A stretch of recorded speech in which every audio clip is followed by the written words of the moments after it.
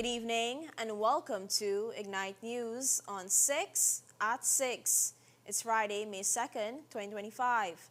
I'm Rihanna Nikram. Thanks for joining us. Here are the highlights. 78 families from Walton Hall and the ExxonMobil coast are now landowners. ExxonMobil is crediting Guyana for its strong first quarter earnings of US $7.7 billion. The People's Progressive Party, PPP, is promising a new Berbice River Bridge if re-elected. And the Ethnic Relations Commission is condemning the vandalism of a Hindu mandir in Tushin. ExxonMobil has reported strong first quarter earnings of US $7.7 billion for 2025. The company credits key developments in Guyana's oil sector, alongside international operations for bolstering its performance. ExxonMobil has also reported US $13 billion in operating cash flow and US $8.8 billion in free cash flow. US $9.1 billion has been returned to shareholders through dividends and stock buybacks.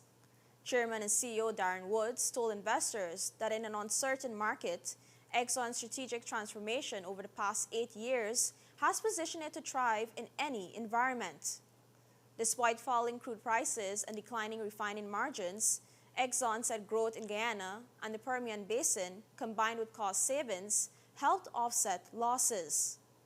Meanwhile, in a related development, ExxonMobil's arbitration dispute over Chevron's US $53 billion acquisition of Hess Corporation is set to be heard on May 26 before the International Chamber of Commerce in London. At the heart of the dispute in Guyana's offshore Stabroek Block, home to the biggest oil find of the decade, Chevron's deal would give it Hess's 30% stake, potentially altering the balance of ownership. Exxon currently holds 45%, while CNOOC controls the remaining 25%. Both ExxonMobil and CNOOC have invoked their right of first refusal, challenging Chevron's entry into one of the world's most valuable new oil basins. 78 families from Walton Hall, a defunct cooperative society on the ExxonMobil coast, are now official landowners after decades of uncertainty. The long-awaited land titles were distributed during a ceremony at the Walton Hall Mandir on Thursday, led by Attorney General and Minister of Legal Affairs, Anil Nandlal. You know that your parents and possibly your grandparents have been living in this village of Walton Hall for decades without a title to the lands upon which your houses are built and which you are occupying as your homestead. You also know that in the farmlands aback the house lots,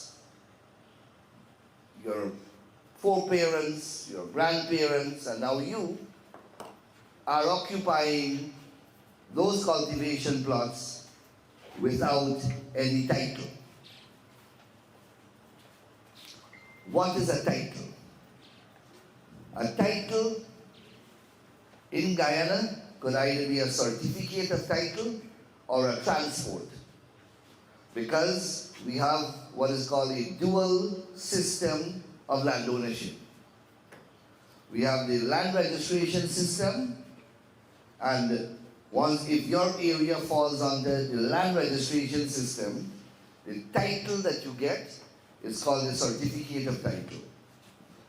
If your land falls under the Roman Dutch system, that is the land ownership system left here by the Dutch, which the British inherited but never changed, and that's the second system of land ownership in the country, then the title that you get for your land, if it falls within that area, is called a transport. Whether it is a certificate of title or a transport, that instrument, that document, conclusively determines that you are the owner of that piece of land to which that document relates. Nandlal said that with official land titles, residents can now access bank loans, sell land at higher value, transfer property to heirs, or gift it during their lifetimes. He said the issue dated back to when the entire village was under the ownership of a now-defunct cooperative society. As the body became inactive and its members passed away, current occupants were left without formal ownership and deemed squatters. To resolve this, the government fully subsidized the legal process, covering land surveying, valuation, and legal fees. Each plot, surveyed at a cost of $100,000, was financed by the state. You can now, with clarity and certainty, leave that property by your will to your descendants, your children, and they will receive the title when they probate your will. You can now sell this property because you now own it conclusively, and you can sell it at a price that would be far higher than if you didn't own it by a title. You can gift it during your lifetime. You don't have to wait until you die if you wish to give the property to your relatives, your children, whoever. You can give it away, and the title will move from you to the person to whom you are giving it. Right now, you can do none of those things that I have just outlined. Why? Because you don't own it conclusively in law. You are living there, yes, and when you die, just like how your parents and your grandparents were living there, and you continue to live, and that cycle would have continued with none of you being owners of the property in law. Today, that is going to change. So after 80 or more years, you will get title. You are the first generation living on these lands who will be the recipient of a formal legal title for these lands. And that, my friends, is a historic accomplishment. To further support residents, the newly opened Deeds and Commercial Registry building in Saudi has been made available for land ownership matters. On Tuesday, Ghana's human rights record will come under review once again. The country is undergoing its fourth Universal Periodic Review by the UN Human Rights Council Periodic Review Working Group. The UPR is a global peer review process assessing the human rights performance of all member states. Since its establishment in 2008, each state has completed 3 reviews. In this fourth cycle, states are expected to report on the implementation of recommendations from previous reviews and highlight recent developments in their human rights landscape. Ghana is one of 14 countries being reviewed during the Council's current session, which runs until May 9th. Tourism Minister Onij Waldron is leading the delegation. The review will consider Ghana's national report, inputs from UN experts, and submissions from civil society groups. Countries serving as rapporteurs for the review are Belgium, the Democratic Republic of the Congo, and the Dominican Republic. We'll be right back with more Ignite News after these messages. Stay with us. We're for the brave, for tenacity. Here's to the up and at 'em types. We're for the crafters, the drafters, and the ones who clean up after. Here's to the dream makers and the risk takers, because we know what it takes. From mobility to high-speed internet to technology that makes it easy for your business. We're for brave, we're for business, and we're in this together. Bravo. Welcome back to Ignite News. The People's Progressive Party, PPP, is promising a new Berbice River Bridge if re-elected. Speaking during his weekly press briefing at Freedom House on Wednesday, PPP General Secretary Dr. Brad Jagdeo said that the bridge will be completed during the party's next term in office. When asked by a reporter whether works would commence on the bridge prior to the elections, he responded in the negative, while re-emphasizing the commitment to completing the project. I doubt it. Even if you award the contract, it takes a while to actually get mobilization and all of that. If you award a contract, it takes weeks or maybe months to negotiate the details of the contract. Like we had a team that included Bert Smith and a number of lawyers that work on the contract for the Harbor Bridge, and then one in Linden, etc. A team of four Guyanese lawyers and Gaskin, who is the engineer, etc. So it takes a while to even get the contract in place, and then you have to deal with the finances, maybe the advance, getting the advance, getting things like bonds to cover the advance. So the way I see it, might be very difficult to get it done, but the commitment is the bridge will be built, a 4-lane bridge, concrete bridge. So it will be completed in the next term in office. The Ministry of Public Works is expected to oversee the construction of the $5 billion Berbice Bridge, which will replace the current floating bridge. The modern-style bridge will mirror the design of the new Demerara Bridge. Following a pre-qualification tender process, a number of companies were shortlisted and have submitted price proposals. President Dr. Irfan Ali, who first introduced the idea of the new bridge in 2022, confirmed plans for its construction last year, noting that it will complement Guyana's growing oil and gas economy. Upon completion, the bridge is expected to significantly improve socioeconomic development in Regions 5 and 6, boost job creation, and enhance trade.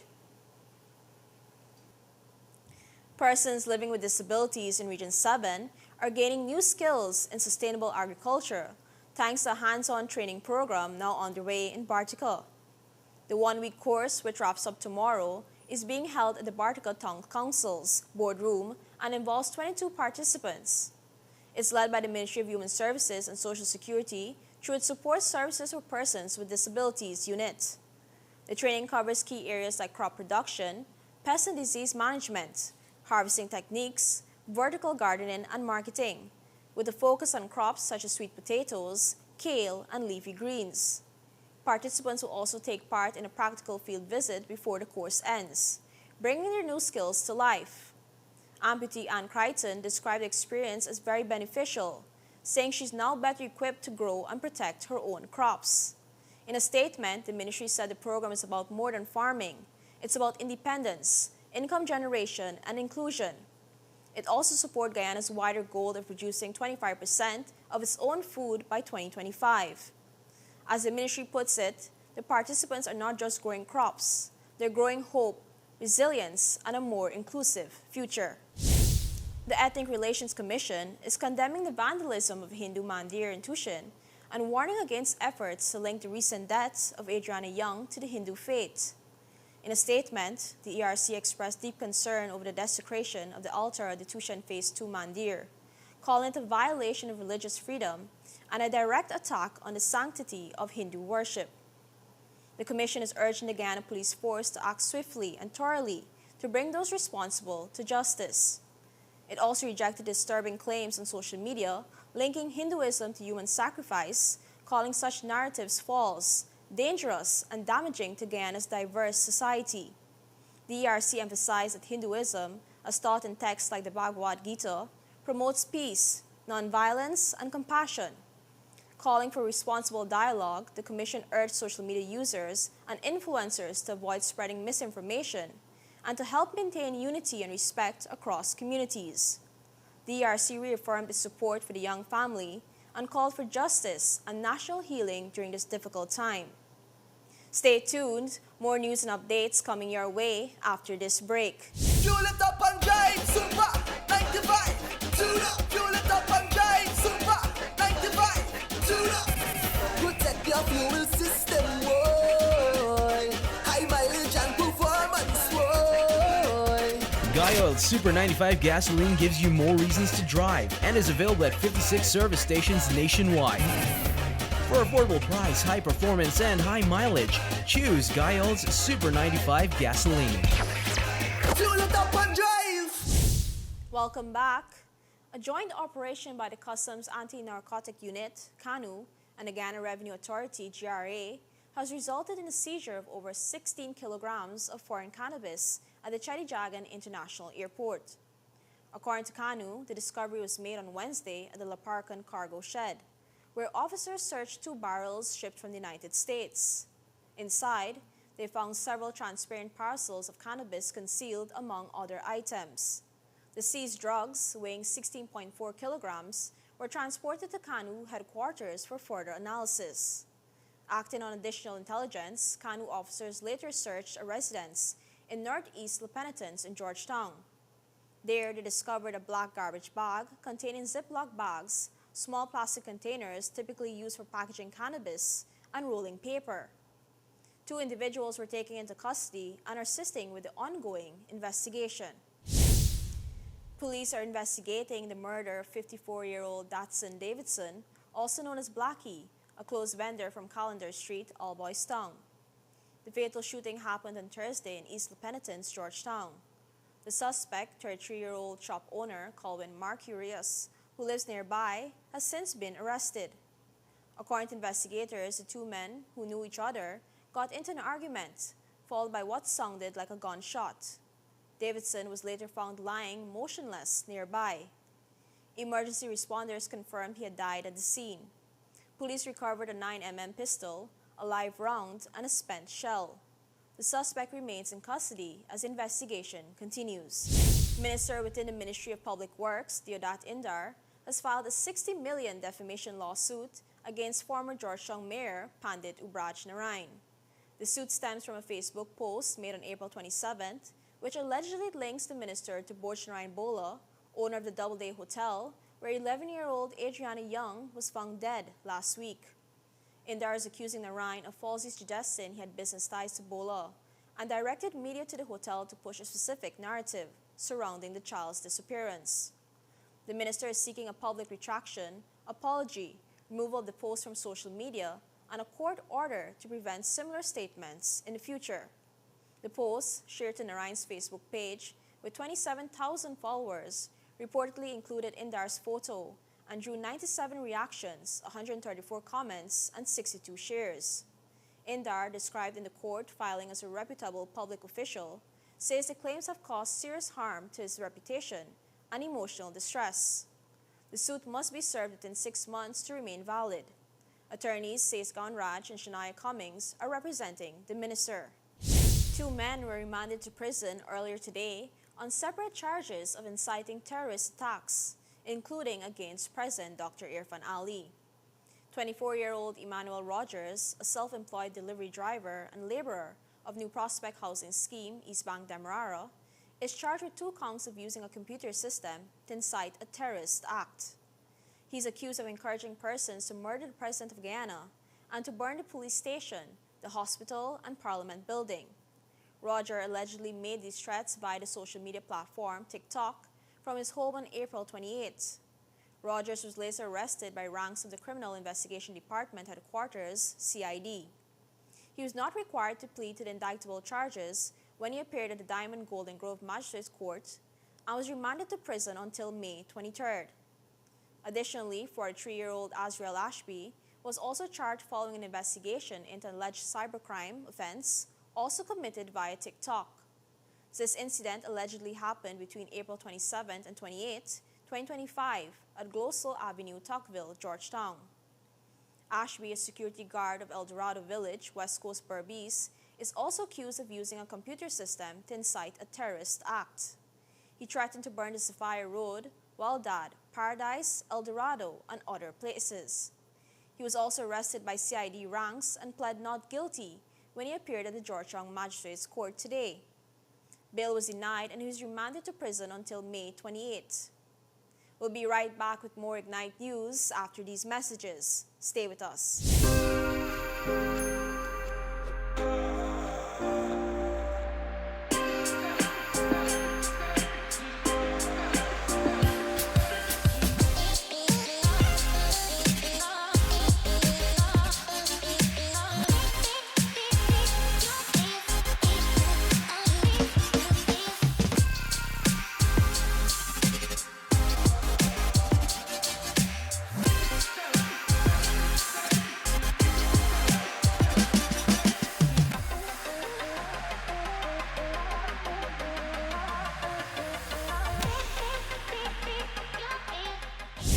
Welcome back to Ignite News on 6 at 6. In regional news, Trinidad and Tobago has a new Prime Minister, Kamala Persad-Viceser of the United National Congress. Sworn in yesterday at the President's house in St. Anne's, Persad-Viceser made a bold promise to govern for all citizens regardless of political affiliation. Speaking to supporters chanting her name just beyond the gates, she declared, "You will all be treated equally and fairly." Her pledge drew loud applause from the crowd, as reported by the Trinidad Guardian. The new Prime Minister painted a vivid picture of inclusion, saying, "If you live near the Guanapo dump in the coconut estates of Icacos, Carnahan Village, Charlottesville in Tobago, or the lagoons of Barakpur, I see you." Inside the ceremony were newly elected members of parliament, councillors, and top officials from the United National Congress. There were bursts of cheers during the official proceedings and even a shout of "I love you" as Persad-Viceser approached the podium. "I love you too," she replied with a smile.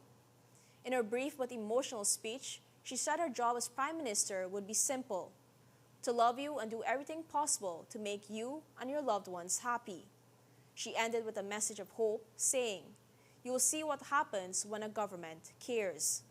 Internationally, U.S. President Donald Trump has signed an executive order to cut federal funding to the National Public Radio, NPR, and Public Broadcasting Services, PBS. The move, announced last evening, accuses the two public broadcasters of delivering biased and partisan news coverage. The order directs the Corporation for Public Broadcasting, which allocates government funds, to stop direct support to both organizations to the maximum extent allowed by law, and to avoid future funding entirely. The White House claims government support for news media is outdated, unnecessary, and corrosive to journalistic independence. Despite the order, the impact may be limited. The Corporation for Public Broadcasting's budget has already been approved by Congress through 2027. NPR says it expects just 5% of its 2025 budget, roughly $120 million, to come from public funds. PBS also receives federal support, with more than 36 million Americans tuning in each month and over 40 million listening to NPR weekly. In sports, Celtic winger Jota will be out for 6 to 9 months after suffering a serious knee injury. The 26-year-old tore his cruciate ligament during Celtic's 5-0 win over Dundee United. That match claimed the club's 4th straight Scottish Premiership title. Jota was forced off in the first half and later seen leaving the stadium on crutches. Scans later revealed additional damage to the knee. The injury is a major blow for Celtic, who are now expected to strengthen their attacking lineup during the summer transfer window. Manager Brendan Rodgers praised Jota's resilience, saying he's confident the winger will return stronger. Manchester United have one foot in the Europa League final after a dominant 3-0 win over Athletic Bilbao in the first leg of their semi-final. Playing at San Mamés, where the final will also be held on May 21st, United stunned the home crowd with a clinical first-half performance. Casemiro opened the scoring just after the half-hour mark, before Bilbao went down to 10 men. Defender Daniel Vivian was shown a straight red for a foul in the box, and Bruno Fernandes calmly slotted home the resulting penalty. Fernandes struck again minutes later, breaking through the defense to make it 3-0 before the break. Bilbao, chasing their first European title, struggled to respond with a man down. United managed the second half with composure to seal a vital clean sheet. The second leg takes place next week, with United now strong favorites to reach the final. And that's all for this edition of Ignite News on 6 at 6. For more stories, visit ignitenews.com or follow us on social media. Thanks for watching. I'm Rihanna Nikram. See you next time.